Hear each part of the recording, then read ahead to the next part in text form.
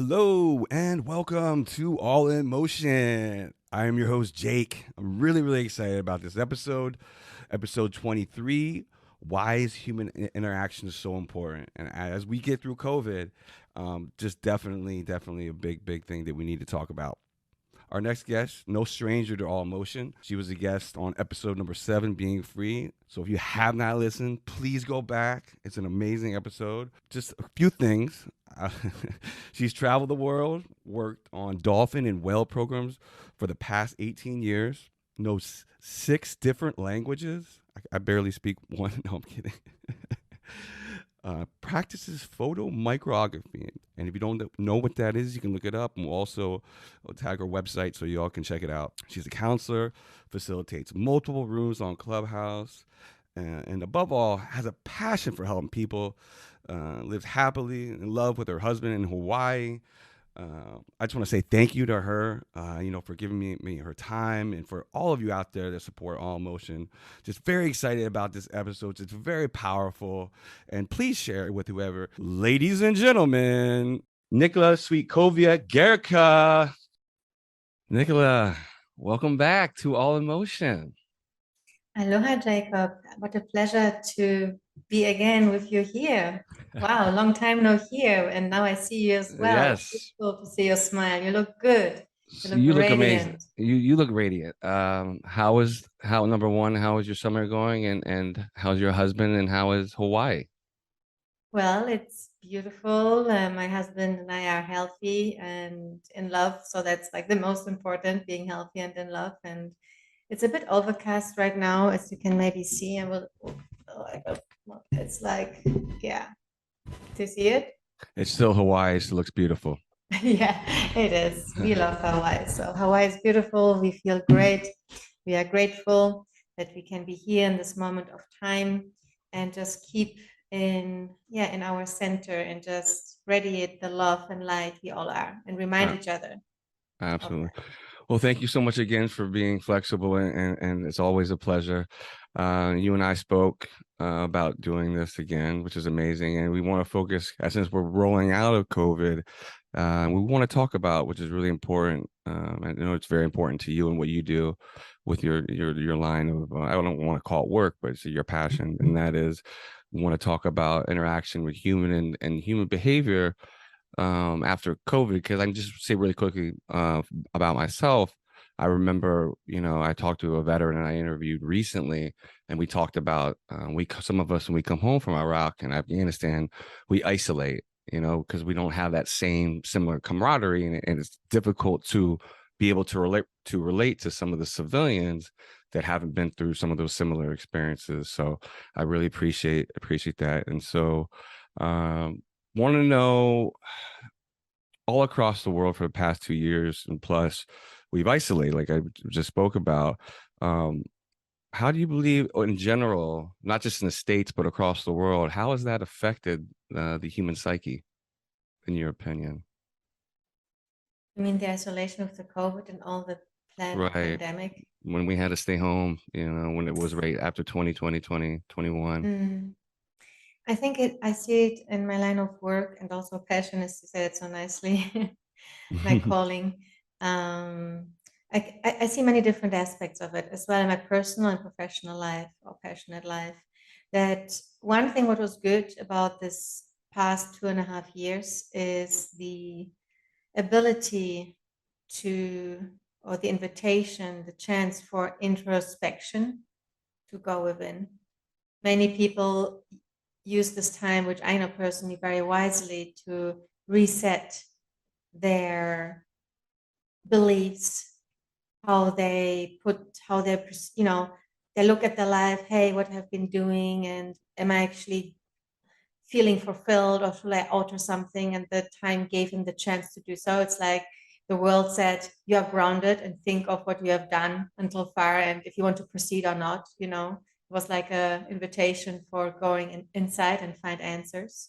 So I like that about it, that the madness, which was before like always seeking something outside and goals away, and not really being with yourself and your family, being actually, people didn't know each other. What I found out, that people were saying, I'm living with a stranger.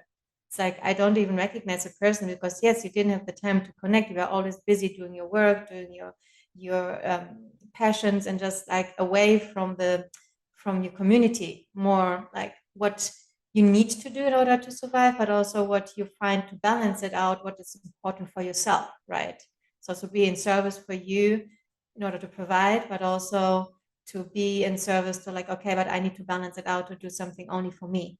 And I think COVID brought this amazing chance that people could revalue what is really important, and that family and friends and people which maybe they found annoying, they started to miss them because they were not allowed to see anybody, right? Not even the quote unquote the people which were like, oh my God, again. And then it's like, oh, I really would love to have this annoyance in my life just to get, just to feel pissed off and just have this moment of intimacy, right? So people became very much aware how precious human connection is, even with those people which we perceived as challenging, right? Hmm. So the time of that COVID, I believe, great invitation, but also it caused a lot of, especially with the paired with the fear porn. I call it fear porn with, oh, yeah, the narrative, you have to stay away from your beloved ones, right? You can die because somebody is sneezing or coughing, right? So the fear porn created this illusion or this shock in our system, like, okay, you have to stay away from people because this is how you show that you love and respect them, when you are keep your distance. And so I think that this 2.5 years, as weird as it sounds, but it somehow boosted our consciousness to evolve and to become even more aware how we want to continue or not to continue our path, if it makes sense. Right. And that brings up an interesting point, that what you just said. I have a good friend that lives around here in the DC, Maryland, Virginia area. And I would say about a year ago, probably maybe in the summer, him and some friends went to Miami, Florida. And there was a really attractive woman, and he went up and try to talk to her, and she like jumped back, so not to jump off what we're talking about, but I just thought it was really interesting what you just said, that it created this people to be ultra hyper sensitive. COVID created that, and then that, unfortunately, I'm not just speaking about dating here, but in his experience, he felt like, you know she needed a test right there to make sure that he didn't have COVID. If that, and not to make fun of it, but no, I thought that was interesting that he told me about that. Yes, people become more aware of the spaces we are and a bit more picky. I think it's on the other side, it's also healthy because people are being more respectful and more aware of their spaces. But on the other hand, as you say, it's the extreme that you don't have Right, anymore this very natural flow of just simply, hey, who are you? Let's have right, a coffee and tea together without first having a test to be done if it's okay to go right. for tea or coffee. So there's spontaneous connection, the personal connection, which is spontaneously created with moments like with your friend and this Hmm. um, attractive woman, Right. um, is a bit more trickier. But I mean, do you think that it's actually something bad, or is it actually something Oh, more healthy? really cross your T's and dot your I's, and maybe you can use it as a, hey, those self tests, and you go up to a woman and say, hey, I have my results right now. You know what I mean? Here, No, you're freshly, a right. few hours ago. No, but I mean, I think I don't want to say it's getting there, but I mean, I think like to your point, it is smart to be healthy, because if you have an underlying condition, we all know, unfortunately, people pass away, and it was a big wake up call for all of us, right?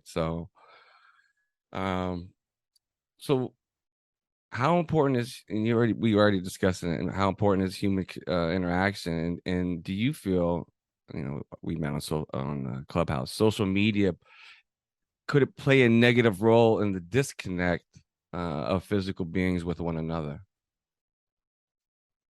You're touching upon something very beautiful. So yes, we humans are social beings. that's approved. But the way how we are social now, that's not really being social, because we live in cities and we don't even know the next door neighbor, Mm. because we are so overwhelmed. Our psyche is not designed to be constantly overflown with information on energetic level and also a psychological level from more than 150 people. A healthy a healthy psyche is exposed, and a healthy being can be exposed on a tight basis to build meaningful relationships is 150 people. This is why the Romans in the old days had, when they had the leagues, like a group of 150 people, and I think 12 people only slept in one like tent or space, because they understood that our psyche is so prone to really care for each other and to connect. But if it's too much, then you feel the sense of individuality is lost, because you're just a number. But if you're in a certain amount, then you still have some personality. So there's a fine balance between individualism, between the ego and the ecosystem. The ego is the sense of self, and the ecosystem is the sense of the organism, which is made of many little egos, right? Little Mm. individual cells. So that's the fine balance. And for me, human interaction very important, because our psyche needs the challenges. We also need different microbiomes that keep us healthy, right? To expose ourselves to different microbiomes.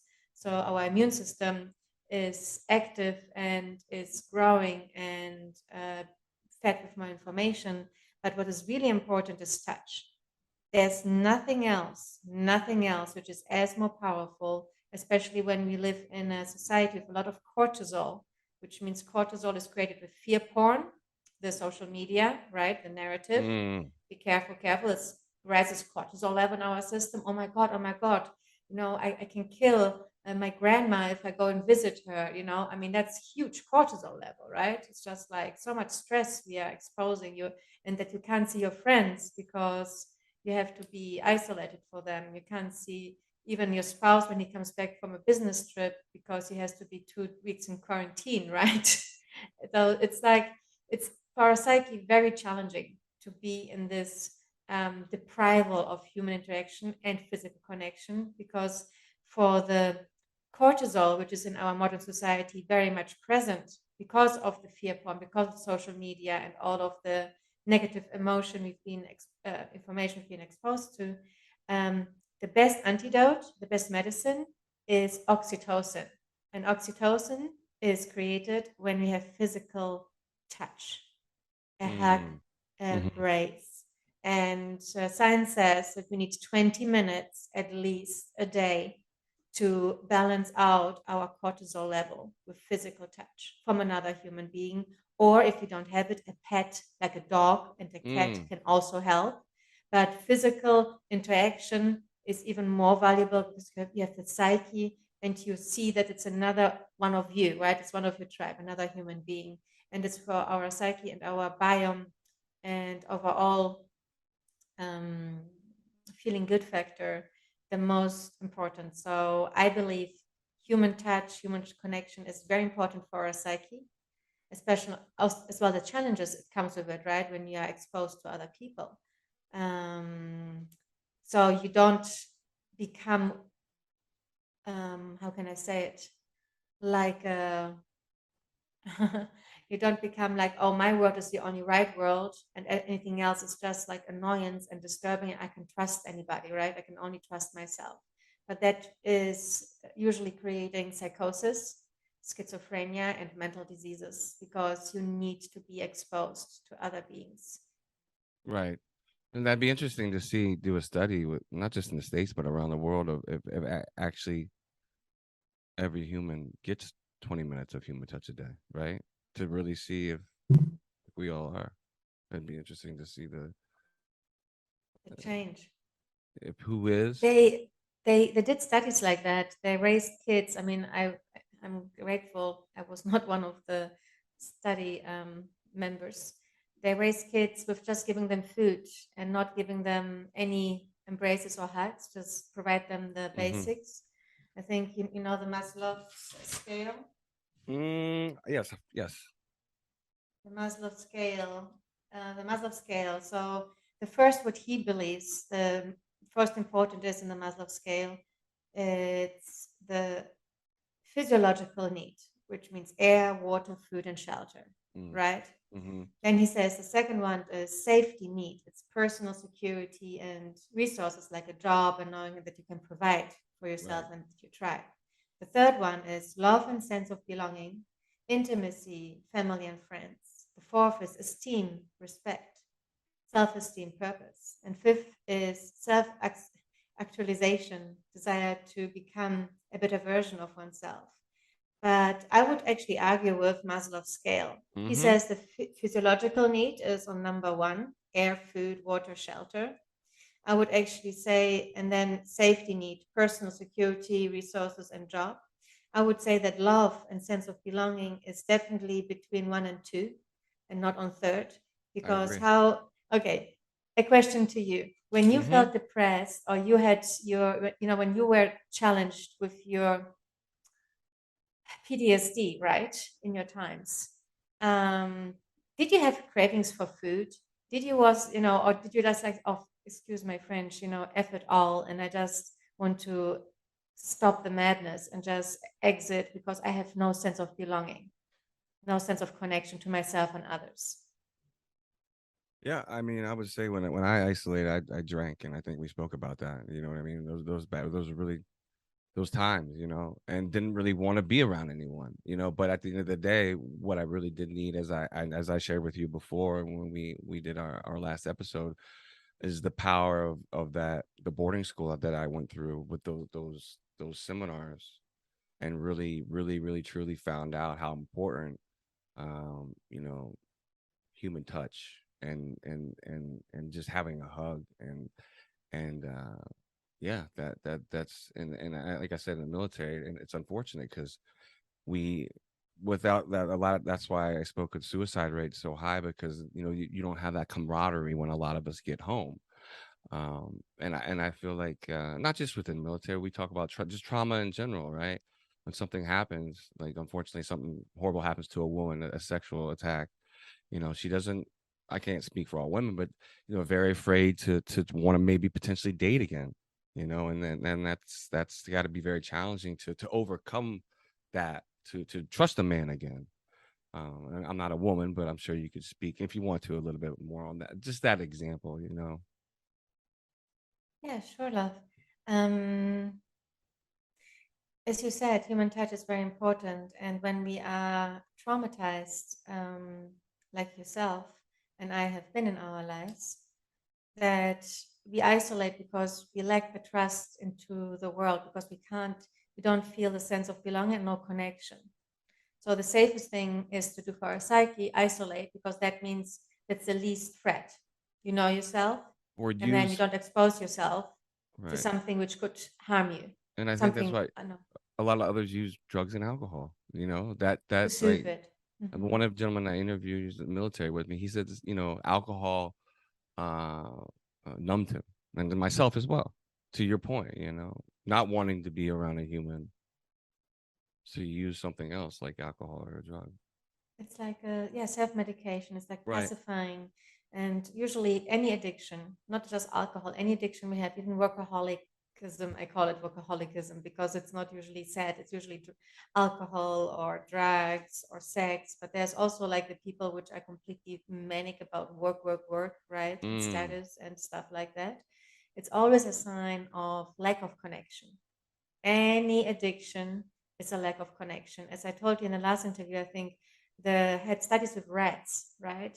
Rats Mm-hmm. and heroin or cocaine, I don't remember, but one of those drugs. And they gave the rats cocaine, and yeah, they enjoyed it. And then they created like a paradise for rats, with other rats and like tunnels and wheels and like a Disneyland for rats, an amusement park. And they gave one bottle was with the drug water, in the water, and one bottle was without the drug. And the rats did not choose the one with the drug when they were in the social structure. They wanted to be sober to enjoy the connection, because the serotonin, the dopamine, and the oxytocin is more powerful than any drug. So we take the drug when we feel the lack of this which is oxytocin creating. Oxytocin is like the bonding hormone, right? Where we feel safe and nourished, is what we usually get when we are breastfed with our mom. It's everything: serotonin, dopamine, and oxytocin. So this is why an embrace from a human being is wired with our first primal. Usually, we are still very primitive, even if in newest days most kids are maybe fed with formula, but we are still in our cells have the memory that, hey, if I'm being held, that means I'm safe and I'm being nourished. And that's why it's so important to have the embrace, because it beams us back into those times where we've been on the, breastfed by our mother, and hearing a heartbeat and knowing that, hey, I'm definitely going to make it longer because I've got enough nourishment and the protection of my tribe holding me. That's great. So have you yourself, and if you want to speak about it briefly, since we're talking about it, have had times throughout your life where you isolated and just didn't want to be around anyone, if you care to share? Yeah, certainly. As you share as well, and I love how open we are and vulnerable here, because storytelling is the best way how we Right. inspire each other, right? Through Absolutely. storytelling and personal our personal journeys. So as I told you last time, as a child, I was actually very much abused on all levels, like sexually and psychologically and physically, on all levels, how you can just imagine. I experienced it all. I know that I giggle now because in the way it's like, okay, this is what brought me here and what made me go my path, right? To become where my passion comes from. Because if I made it, anybody else can make it. If I went for hell, then anybody else can make it for hell too. Because home is my quote unquote, hell, home sweet hell. It's just I've been there. I made it my, I made it nice for there so I can survive. And when I have my clients or the people I meet in my life, I just know that I can be there, meet them there where they are in their hell, and take them by their hand. And I say, you know what, darling, I've been here too. It's okay. You can make it, it's fine. It's just an experience, and it will just make you stronger once you keep going, keep walking through hell, right?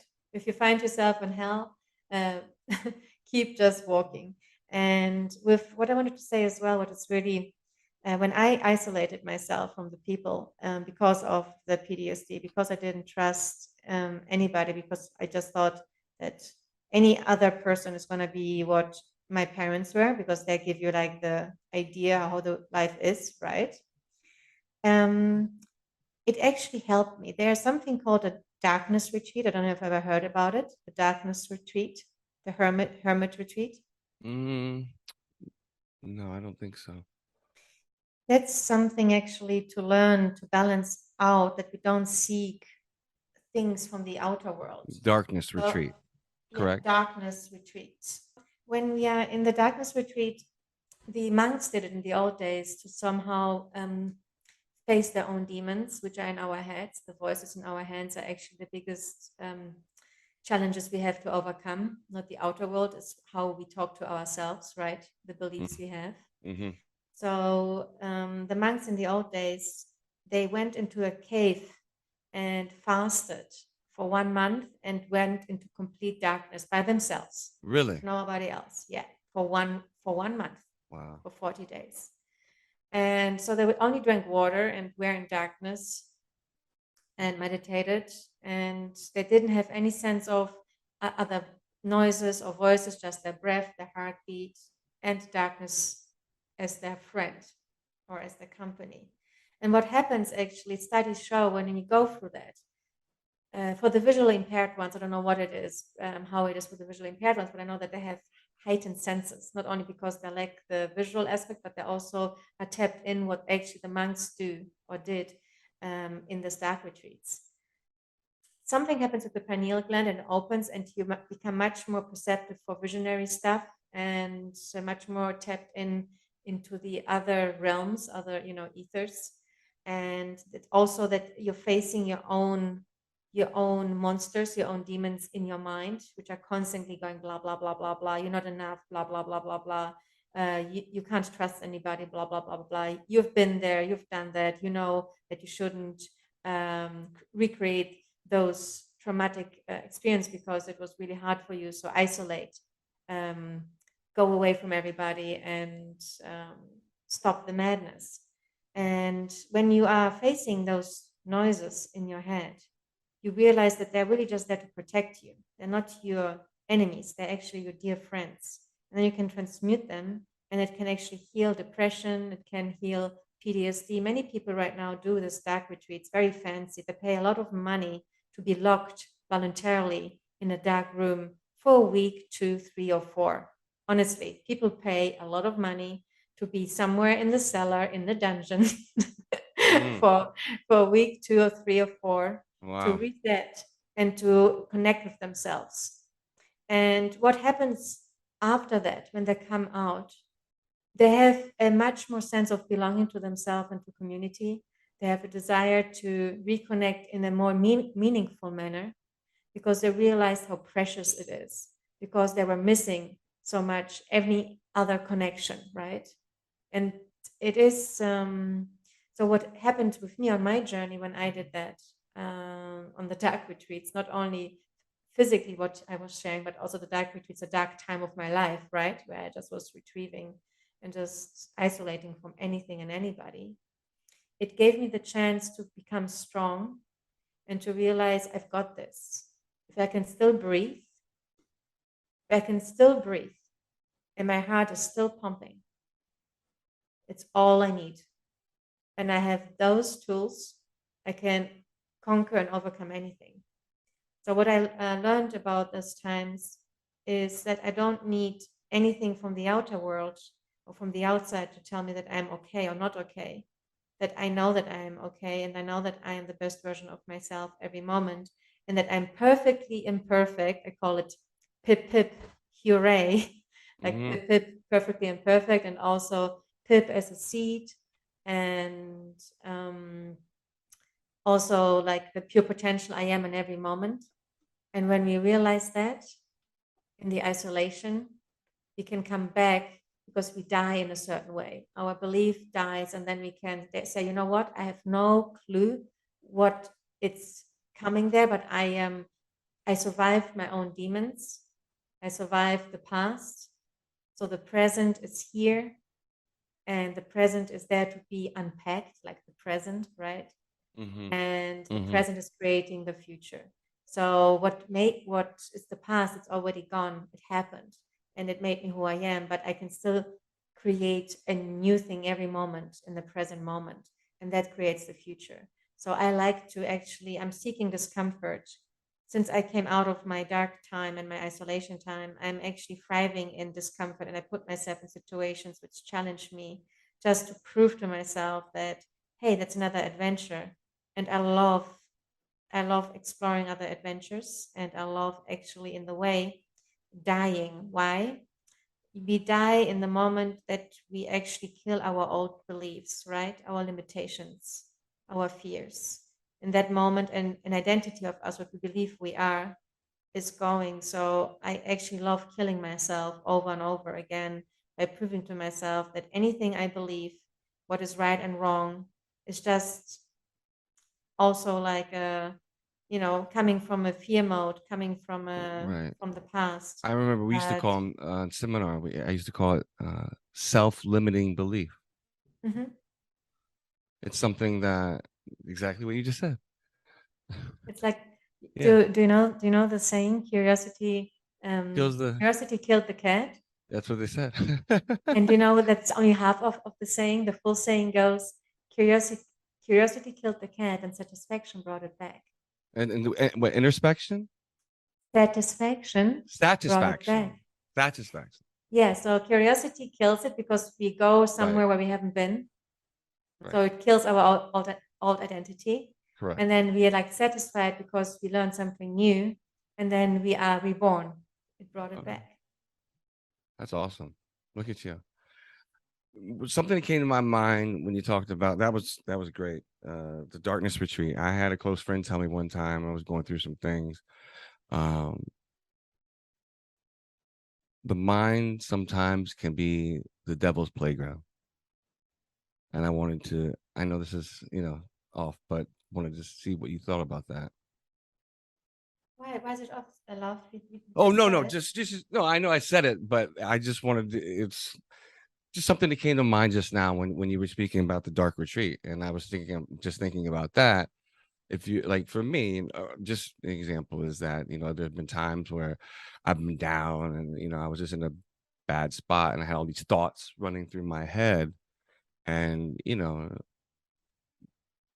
I saw that at me personally at times that I felt like potentially, yeah, um my mind, unfortunately, that could be used as a devil's place to trick me or make me think things about myself that's crazy and not real, and not who I am. So just with Exactly. And when you go for the dark retreat, you face those devils and right, those voices, and and that's then you why, yeah. realize, like they are just fear-based false evidence appearing real, Mm, right? mm-hmm, FEAR. And then an invitation, face everything and rise. So fear and the devil, the demons, which, or the madness which makes us, let's put it that way, mm-hmm, just an invitation to master it, because nobody else can master it. You can just see them as an invitation to say, oh really, is that really true? So what happens when you're in the dark retreat? You are exposed and you have no other way to escape it, right? You have no way to escape it because there's nobody, nothing else, no stimulus, right? You can't go on Insta, you can't have a beautiful interview like we have right now, you can't go on Clubhouse, you don't have clients to take care of, right? You right, don't have right. all the stuff which makes your day, right? Where you keep, Busy, busy, busy. They busy, say keep busy, busy. busy, busy. Yeah. And then you are not busy, you're just in complete Yes. stillness. And that's the key, how to really face our own demons and saying, you know what, I created them. They're my creation, they're my babies. Because I let information go in and I believe it because I let it in and I am not really in control of my own discernment. I'm not in the responsibility. I'm not able, how can I say responsibility? The ability to respond. Responsibility is true freedom, right? And the moment we realize that we are full of BS in our own psyche, which we created because we weren't discerning of the BS coming in from the outside. We just let it sink in, right? Mm. That is the clue to realize, hey, they're just thoughts like clouds, blah, blah, blah, blah, blah, blah, blah. You are shit, blah, blah, blah. You're not worthy of love, blah, blah, blah. All the farts, Right. Yeah. all the farts. And you just take a match and have fun. Have you ever put a fart on fire with a match? I did. When I was a young person joking around, we used to do that. I remember we take a lighter, you know what I mean, and someone would try to pass gas, and it's methane, it's gas, and it Yeah, poof. it's Yeah, methane. yeah, So think about our thoughts, like we right, said. They're like methane bubbles, and you right, just take a match, yeah, bring lightness correct. into it, and then just Let it go. let them puff, let them Yeah, poof, poof, and I enjoy the like show. I liked how you did that. That's really good. I like that. It was Yeah. funny. You believe trauma plays a role in people that don't like to be around other humans and want to isolate? All kinds of trauma, everything like Yes. we spoke about, sexual, Everything. sexual, Psychological, psychological, emotional. Yeah. everything. Yeah. Yeah. It is a natural way to protect ourselves because we learn not to trust, right? We learn not to trust. So we believe because we experienced it once or two or three times, that means the safest way we are is when we are not connected to anybody, because that means we have less risk of getting hurt or being rejected or being judged. And that's the moment where we go there. But it's actually a healthy thing because isolation, as I said, can be, if performed wisely with the dark retreat, or this like, okay, it's an opportunity for me to go into my darkness. You Mm, don't have to go in a dark room. It's just helpful, right? You can be in your isolate and like say, okay, what are those methane bubbles in my right. system? And how Right. can I use the light I am with matches and let them puff away? Mm, But that's you need another, like in Hawaii, we have this Ho'oponopono. I don't know if you ever heard about it, Ho'oponopono. So in Hawaii, there is a belief that everything is connected like a fabric, right? Every being, every human, every action, every thought, like karma in the way, right? Everything is like a fabric of existence, and everybody is like a thread in the fabric. So what they say, when one person has difficulties, a challenge within themselves, or even between two people, they see that the whole fabric is affected by it. If one suffers, it pulls into the entire fabric, right? Like a ripple effect. Yeah, exactly like a ripple effect.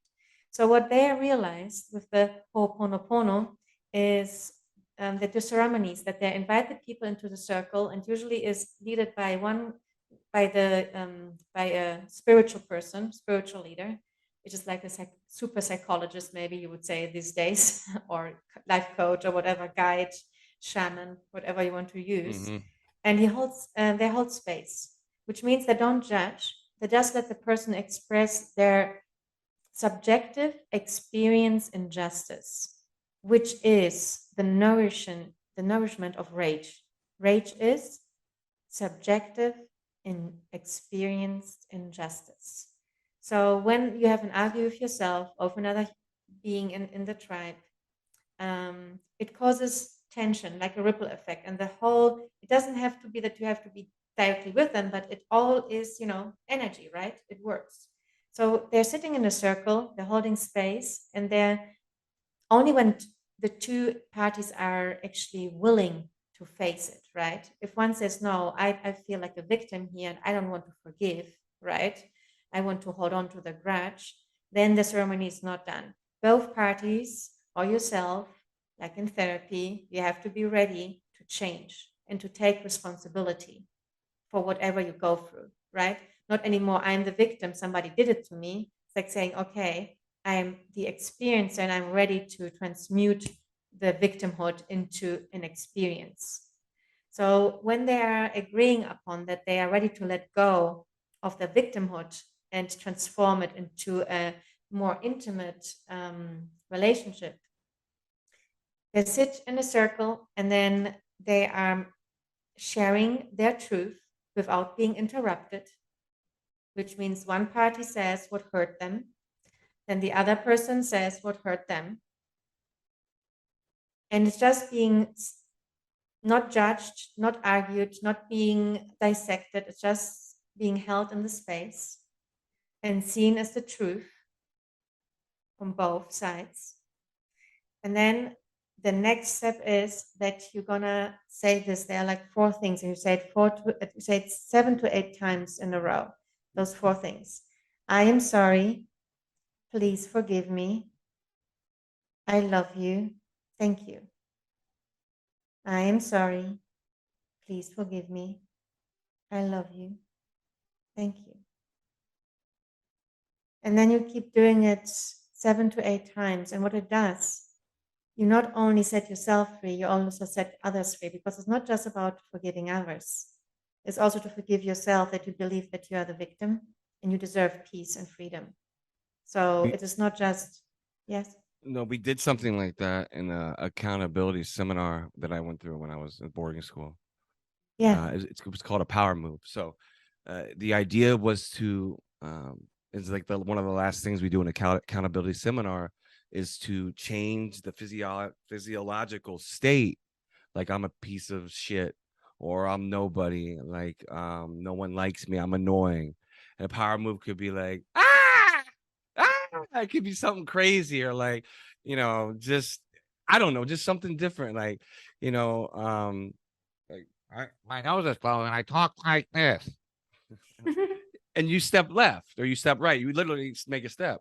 And what that does is it's the idea behind it is to let your mind and hopefully your heart forget about that feeling of you being insecure, feeling like a piece of shit, feeling like you're not liked and you're really annoying, and doing something crazy anywhere. And that's what they referred to in the accountability seminar as it's called a power move. I love that so much. It's also to shock yourself, your Right. system, to rewire your system, Right. to kill. Oh yeah, do you know this? And thank you for mentioning, Jacob. I love it. It's like killing your habits, and you know how hard it is to change your habits. Oh yeah, absolutely. Yeah. because you take an H away, you've got still a bit. You take a A away, there's still a bit. You take the B away, there's Wow. still an it. It's You take the T wow. away, there's still an I. That's interesting. Yeah. Well, not to get depressing because that was a lot of fun, but I do want to go there with you just a little bit. I'm sure you are well aware, even though you're off in a very beautiful place. The past year, even after we kind of got out of COVID, we've had a lot of mass shootings in the United Mm-hmm. States, and I just wanted to touch on it because of what we've been speaking about. Your opinion and your belief. If some of these individuals had more interaction with humans, is it possible that some of these mass shootings would not have happened? And I'm not asking you to know all of the individuals, obviously, but just to get your thoughts and opinion. I think the audience would really like to hear what you think. Jacob, I love your sensitivity and the way how you think, and I really appreciate that you sent me the questions before so I could prep myself for this interview. So it's more refined to share already. So thank you so Right. much. And No problem. thank you for For all sure. you do, Thank because you you. do it with your heart and you do it out of it's your passion, it's your calling, Thank you. it's your path, and because you went through all the shit. And my grandma used to say, and I know I said it in the last interview too, but I love good repetition, that you are even helping yourself and me right now by simply connecting. Human connection is happening right now, not Right. physically, but from Right. heart to heart. For sure. It's also a deep connection. You Right. know how important it is to just, I mean, why do you think Clubhouse, where we met, is such a powerful, and I'm gonna go to the mass shooting. I am just weaving it in No, no, no, for because it sure. has For it, sure. it, For it sure. has to do with the connection. When we feel connected, the sense of belonging, which in the Maslow scale, he says it's three, but I would say it's one and two actually, because the sense of belonging creates the safety, the security that we have. We are responsible for each other. I'm responsible for the tribe, and the tribe is responsible for me. So we've got each other's backs. And that's for a psychological need very important, to feel that I am not alone. I can survive because there are other people. If I am weak, they can help me. But if other people are weak, I can help. Right. So it's just Mm, this important primitive desire to be in tribes and to feel the sense of belonging and connection. This is why many people, when they have heartbreaks or go through right. psychosis or through trauma, they just don't want to eat. They have food, Mm, but their psyche says, I don't want to eat because I don't feel safe. I don't want to continue this. I just want to die. I just want to mm, die. I right. just want to leave everything. And with and starvation, not only from food, but starvation also from human interaction, which is happening right now, causes a lot of psychosis, a lot of mental diseases, a lot of symptoms, because I would say the mass shooting is just a symptom. Mm, That's not the root cause. The root cause, as you already wisely implemented or right. introduced, is the lack of connection. I heard studies that when people wanted to commit suicide or even mass shootings, one person changed the course. One stranger just saying, kindly, hey, how are you?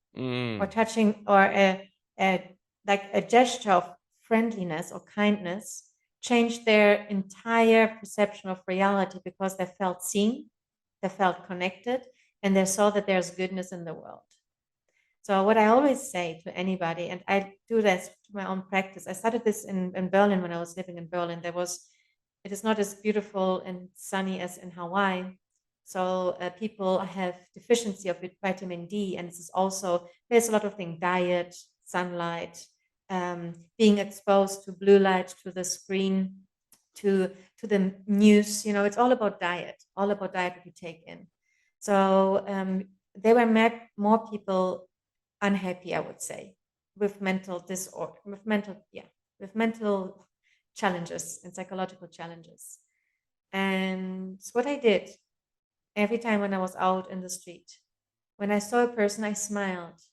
When I saw that they wanted to interact, I just stopped by, hey, how are you? Or, hey, I really love your smile. Oh my God, your hair looks amazing. Or your eyes are so radiant. Something, you know how powerful it is when a stranger tells you out of the blue something good about you when you don't expect it. Mm. It can Yeah. change you. Right. You can feed on it the whole day, if not the whole life. That Mm. somebody just comes up and gives you something positive. And especially those who you feel they're already like having those demons, those methane bubbles, you Mm-hmm. know. Mm-hmm. Yeah. And what I also sometimes did when I felt it's not enough, I had a little box with band-aids, like silly kids band-aids with like Mm-hmm. heroes on it, or dinosaurs, or rockets and mermaids and princesses and whatever, right? Just whatever was there. And I opened this box and I said, if you like, you can choose a band-aid so you can put it on your ache, right? And you know how many people just giggled or cried and felt like, Wow. wow, somebody sees me that I have a pain and offers me a band-aid, even if it's not physical, Right. if it's psychological. But band-aids are more for your psychological need than for the physical need, right? To have somebody protect the wound, which is Mm. open and is vulnerable to receive infection, right? So you Mm-hmm. shield it. So what I suggest, and I do it in my community here as well, and by the way, it's not as peaceful here in Hawaii. We have more murders now since COVID because Mm. people are more homeless. They have more mental disorder because the lack of community and connection, that nobody gives a damn, right? And just Right. oh, they're crazy. So they like push them out, which makes them even Right. more sick. Because in the old days, you actually, when people were challenged mentally, psychologically, emotionally, or physically, they were not expelled, put into prison, mental institutions, or abandoned for the family. They were actually pulled into the center of them all. And what people did, they put them into the center and told the person what they love about the person, Mm. That to reminds me. remind them Mm-hmm. to remind them that they're much more than the pain they believe they are. Mm. And I think this is actually could change our entire, because we've been programmed to only seek and scold for the weaknesses we are, rather than to be reminded for what a miracle we are and what a light being Mm-hmm. we are.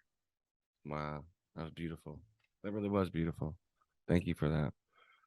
Uh, so in all your work, privately and on Clubhouse, what are some of the biggest benefits that you see? And you kind of already answered it beautifully. What are some of the benefits you see from patients um, that are suffering from being closed off and have isolated and avoid human contact, like we've been speaking about so far? I would say that many of my clients became my friends, especially for Clubhouse. First, they Mm-hmm. became friends. Then they said, I really want you to be my my counselor," and they're still friends. So what happens when people feel seen and not judged? Like I told about the whole ponopono, just holding space Mm-hmm. and not saying the demons are wrong in your head. They're just methane bubbles, which you can just put them on fire and let them Poof, make a nice little poof, firework. poof. Yeah, poof. And they're just there. They're being created for a reason, to protect you, right? Because you went through so much shit. As my grandma said, you know, good tomatoes. My dear Nicolechka, she called me Nicolechka. Nicolechka, good tomatoes. They don't grow on rose water. They need a decent pile of poop. Mm. Mm-hmm. And I believe that when people went through their challenges in the deepness, in the darkness, and when they are able, because most of them, which are really challenging, they would not come on the app. I had people actually which stopped going on the app because for them it was already too much to expose themselves only for Mm-hmm. the audio, right? Right. And those need the most help, right? Mm-hmm. But they are so close, as you know for yourself, and as I know for myself, that when you are in a really dark space, you don't even want to, Mm-hmm. you just don't want to be exposed to anything and anyone. Mm-hmm. But that's the moment where you really clearly Right. Yeah. need Yeah. it, right? Mm-hmm. But what happens if you still are strong enough to like come and even make it through the darkness of the, of your darkness, of the darkness which makes us, and then slowly peel yourself your way out into the world, because like, okay, if I survive myself, my own, you know uh, if I could alter the spookiness inside of me and realize it is just like an opportunity to grow and to thrive, I can overcome anything, because nobody and nothing else can be as spooky and as bad than my methane bubbles, which I put on, put on fire. Right. And then the trust comes, and then when they interact with people like with you and me and on Clubhouse, and they have a sense of belonging, in the sense of like, my God, I'm not being judged, I'm not being told that I'm broken, I'm just being accepted for who I am on my journey. That gives them also a relaxation and permission, which is funny enough, to accept themselves, which is true healing. True healing can only come when we accept of what we are and what we have been through, and say, I've been there, I've done that, time to move on. It's like, it's a lesson learned, and now I can have other lessons which can create a different future. So the benefits of my work, simply holding space, and I tell every person, I'm not the expert, you are. I'm just here kindly reminding you what an amazing human being you are, and I know that you're really good in knowing or believing in what you are lacking. And I am just here reminding you of what you're also abundant in all your strength and beauty and grace and wisdom. And then slowly and gently, the alchemy is happening, and people realize they don't have to fight themselves anymore. They don't have to kill themselves anymore. They just can build themselves up by the challenges they went through, and use it as building blocks rather than as weaponry against them, if it makes sense. Absolutely. And finally, Nicola, what advice would you give to anyone that is struggling with, isolation and not wanting to connect? And what can we all do as a whole to identify? I know this is a this is a lot, but what could we all do as a whole to identify and help someone that is really struggling with wanting to interact with others, especially coming out of COVID? I would say nothing can be as, you are your worst enemy and your best friend. So anything outside of it can only be better. Yeah, that So can be difficult. That just can be know, difficult. That can be yeah, difficult. it can be difficult, but you know what?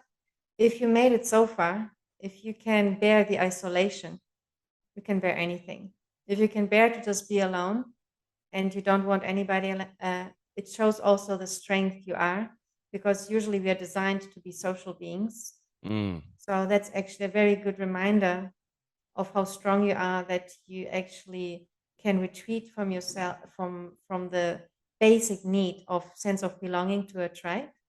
So it's a superpower, mm, but be sure that you use the superpower wisely, because with great power comes great responsibility. So it can either really um, harm you, the superpower, or it can actually help other people and yourself when you know how to put it good into place and to use it as a tool.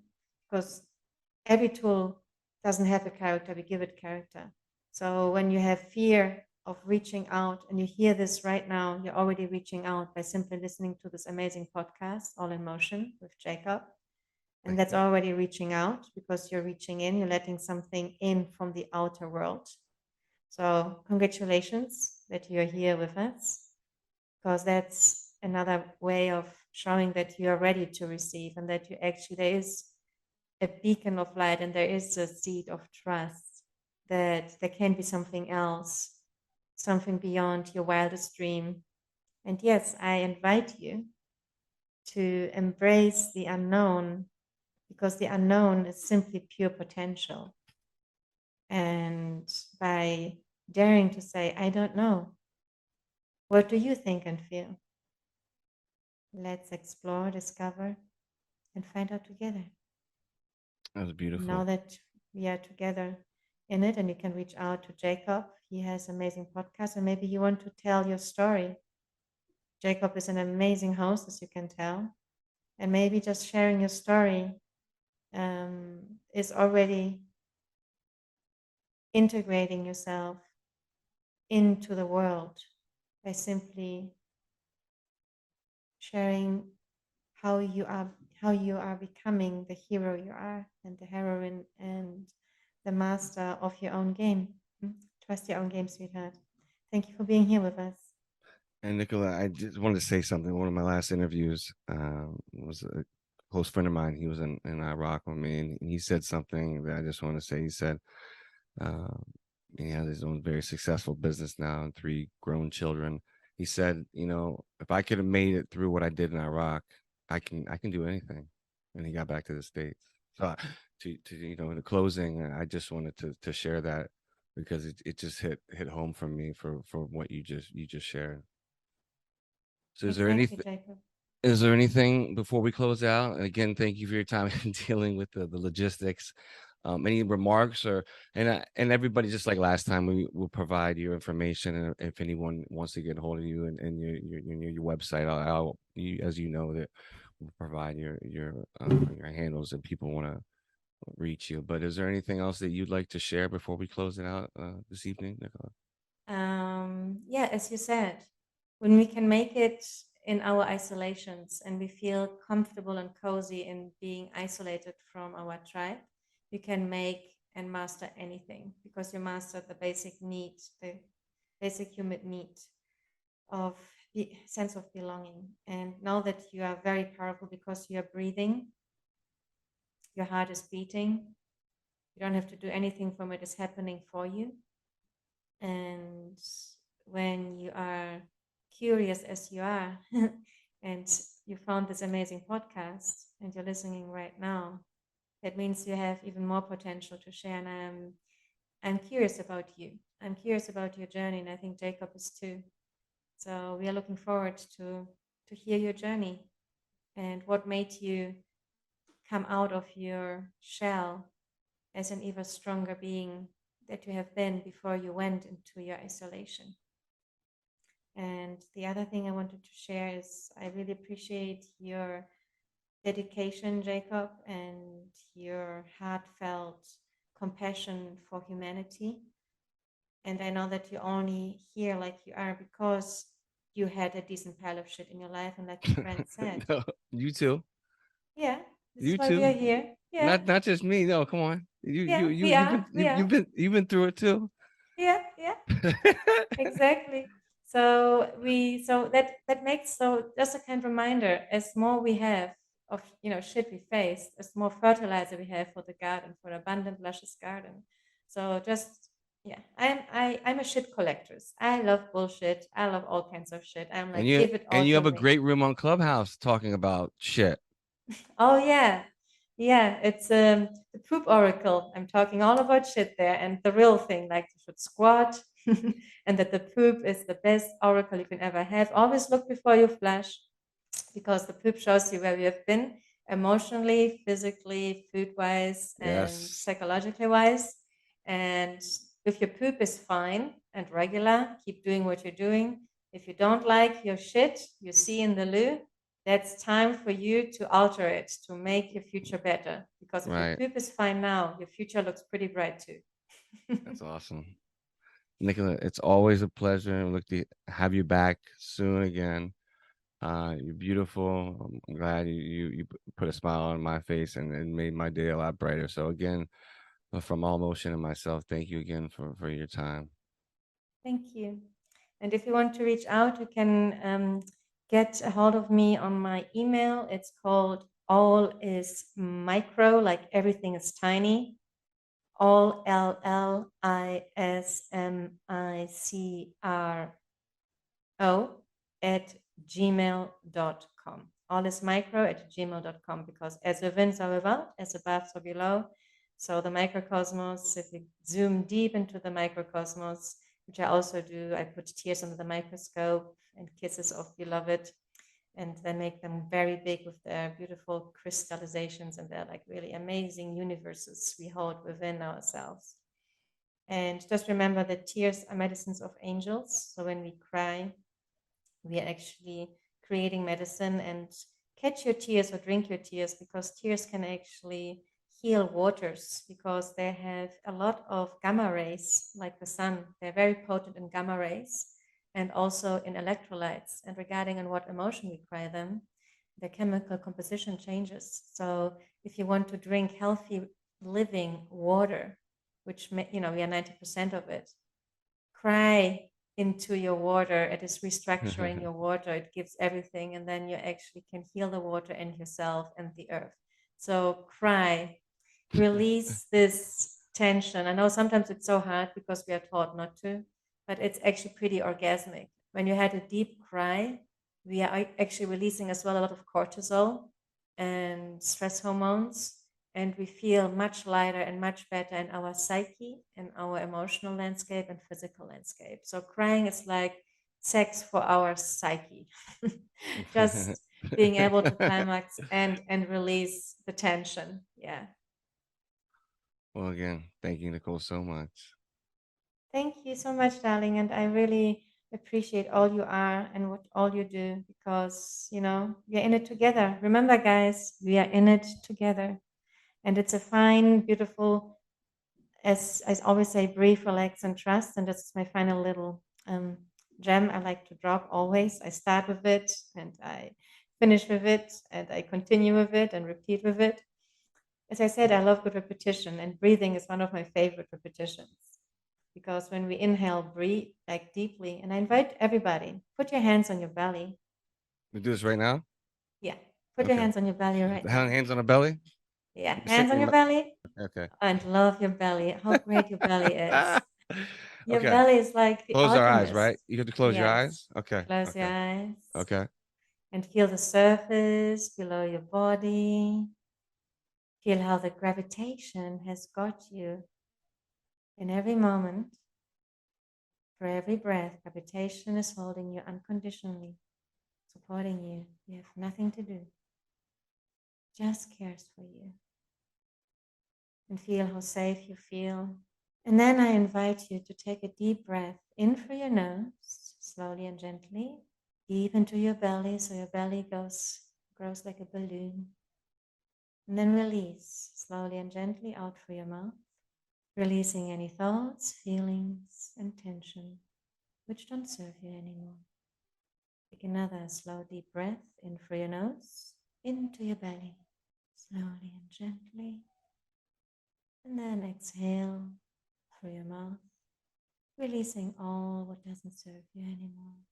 Realize how your nervous system calms down, how we are now in the rest and digest mode, how we can go and alchemize all what we've been through, what we took in, and with every exhale, we can give it back to the universe, to earth, to the elements.